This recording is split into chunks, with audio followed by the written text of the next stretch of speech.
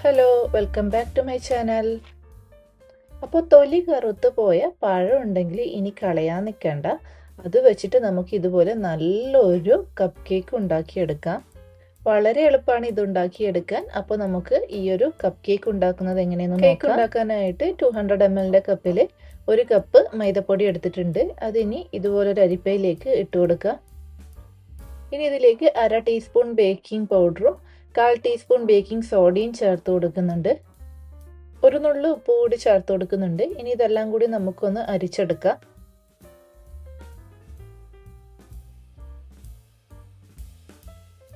നമ്മൾ dry ingredients ഒക്കെ ഇതുപോലൊരു പാത്രത്തിലേക്ക് അരിച്ചെടുത്തിട്ടുണ്ട്. ഇതുപോലെ ഒന്ന് മിക്സ് ചെയ്ത് കൊടുക്കണം. ഇനി വേണ്ടത് 1/4 കപ്പ് പഞ്ചസാരയാണ്. അതിലേക്ക് 2 ഗ്രാമ്പു ചേർത്ത് കൊടുക്കുന്നുണ്ട്. എന്നിട്ടിത് മിക്സിയിലിട്ട് ഇതുപോലെ നന്നായിട്ട് പൊടിച്ചെടുക്കണം.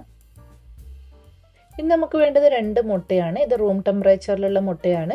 നിങ്ങൾ മുട്ട ഫ്രിഡ്ജിൽ വെച്ചിട്ടുണ്ടെങ്കിൽ വൈകുന്നേരമാണ് കേക്ക് ഉണ്ടാക്കുന്നതെങ്കിൽ രാവിലെ തന്നെ മുട്ട ഫ്രിഡ്ജിൽ നിന്ന് എടുത്ത് പുറത്ത് വെക്കണം.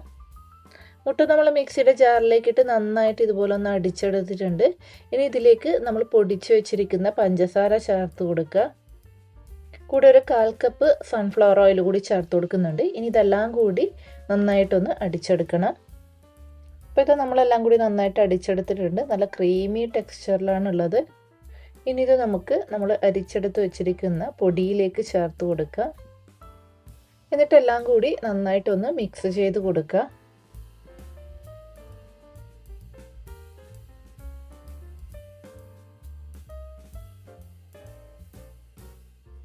ഇത് നമ്മൾ മിക്സ് ചെയ്തെടുത്തിട്ടുണ്ട്. ഇനി ഇത് നമുക്ക് മാറ്റി വയ്ക്കാം. നമ്മളിത് ഈ ഒരു കേക്ക് ഉണ്ടാക്കാൻ ഇതുപോലെ 2 നേന്ത്രപ്പഴം എടുത്തിട്ടുണ്ട്. നന്നായിട്ട് തൊലി കറുത്ത ഇതുപോലുള്ള നേന്ത്രപ്പഴം എടുത്താലാണ് കേക്കിന് നല്ല ടേസ്റ്റ് ഉണ്ടാകുക. ഈ ഒരു നേന്ത്രപ്പഴം തൊലിയൊക്കെ കളഞ്ഞ് ഇതുപോലെ മിക്സിയുടെ ജാറിലേക്ക് ഇട്ട് ഇതുപോലെ നന്നായിട്ട് അരച്ചെടുക്കുന്നുണ്ട്.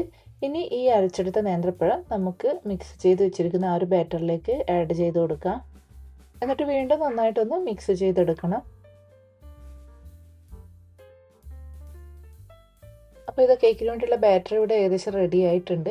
അപ്പോൾ നേരത്തെ നമ്മൾ വാനില എസൻസ് ചേർത്ത് കൊടുക്കാൻ വിട്ടുപോയിരുന്നു. അപ്പോൾ നമ്മൾ ഏകദേശം ഒരു ടീസ്പൂൺ വാനില എസൻസ് കൂടി ചേർത്ത് കൊടുക്കുന്നുണ്ട്. ഞാൻ നേരത്തെ ചേർത്ത് കൊടുക്കാൻ വിട്ടുപോയതുകൊണ്ടാണ് ഇപ്പോൾ ചേർത്ത് കൊടുക്കുന്നത്. ഇല്ലെങ്കിൽ നിങ്ങൾക്ക് ആദ്യം ആ ഒരു മുട്ടയുടെ മിക്സൊക്കെ മിക്സ് ചെയ്യുന്ന ആ ഒരു സമയത്ത് ഈ ഒരു വാനില എസൻസ് കൂടി ചേർത്ത് കൊടുക്കാവുന്നതാണ്. ഇനി ഇത് വീണ്ടും നമുക്കൊന്ന് മിക്സ് ചെയ്ത് കൊടുക്കാം. ബാറ്റർ നല്ല തിക്കായിട്ട് തോന്നുകയാണെങ്കിൽ റൂം ടെമ്പറേച്ചറിലുള്ള പാല് ചേർത്ത് കൊടുത്ത് കുറച്ചൊന്ന് ലൂസാക്കി എടുക്കാവുന്നതാണ്. ഇതിലേക്ക് ഇപ്പോൾ ഒന്നും ചേർത്ത് കൊടുക്കേണ്ട ആവശ്യമില്ല. ഇത് നല്ല കറക്റ്റ് കൺസിസ്റ്റൻസിയിലാണ് ഇരിക്കുന്നത്. അപ്പോൾ നമ്മുടെ കേക്ക് ഉണ്ടാക്കാനുള്ള ബാറ്റർ ഇവിടെ റെഡി ആയിട്ടുണ്ട്. ഇനി ഇത് നമുക്കൊന്ന് ഉണ്ടാക്കിയെടുക്കാം. അപ്പോൾ കപ്പ് കേക്ക് ഉണ്ടാക്കാനായിട്ട് നമ്മൾ ഇതുപോലൊരു കപ്പ് കേക്ക് മോൾഡ് എടുത്തിട്ടുണ്ട്.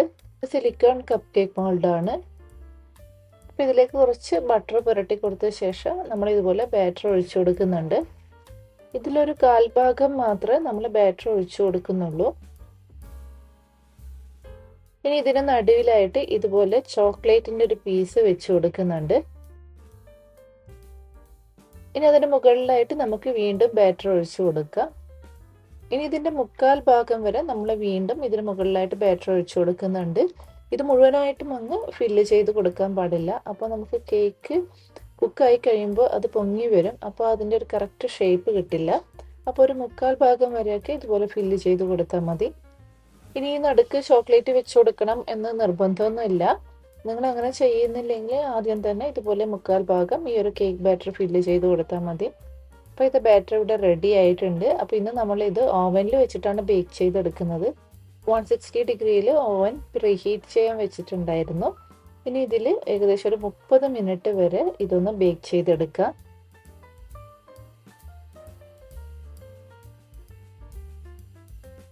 അപ്പോൾ ഇത് ഏകദേശം ഒരു 30 മിനിറ്റിന് ശേഷം നമ്മൾ ഈ ഒരു കേക്ക് മോൾഡ് പുറത്തേക്ക് എടുത്തിട്ടുണ്ടായിരുന്നു. അപ്പോൾ ഇതൊന്ന് നന്നായിട്ട് തണുത്തതിന് ശേഷം നമുക്കിതൊന്ന് ഡിമോൾഡ് ചെയ്തെടുത്തിട്ടുണ്ട്.